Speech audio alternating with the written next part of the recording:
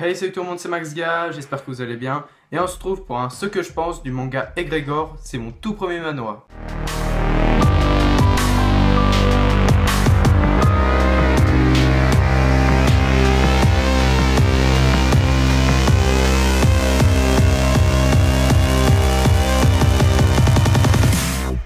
Alors Egregore est un manhwa scénarisé par J. Square et dessiné par King Jari-wan. C'est une seconde version publiée par les éditions Meian suite à des soucis avec les précédents dessinateurs, et il n'y a actuellement qu'un seul tome en France. L'histoire nous parle d'un village paisible et éloigné de tout où vit Foi, un apprenti forgeron. Il n'aspire à rien d'autre qu'à mener une vie sereine, mais peut-être lui faudra-t-il réviser son destin, car une nuit, une sombre menace se profile à l'horizon de son village. Un officier rescapé apparaîtra et viendra en aide à ses habitants, prenant en main les directives pour répondre à cette menace afin de venger la mort de ces hommes tombés au combat. Mais tous ignorent qu'ils font face à quelque chose qui les dépasse.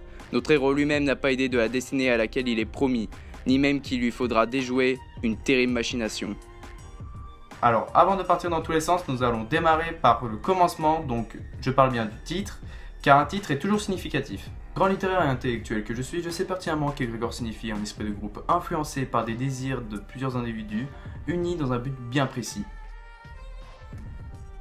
Ok, j'ai tout pompé de Wikipédia.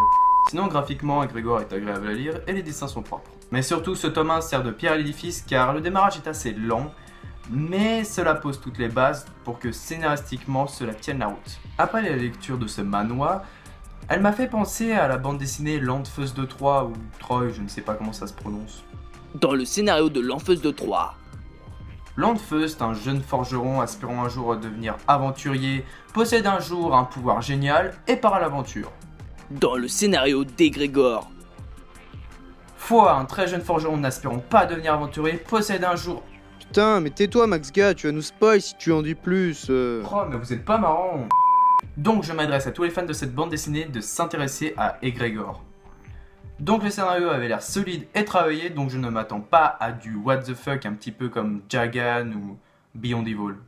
Nous pouvons donc conclure que pour tous les fans de mangas chevaleresques avec des pouvoirs et un monde fantastique, des créatures incroyables et des antagonistes intéressants, ce manhwa est fait pour vous.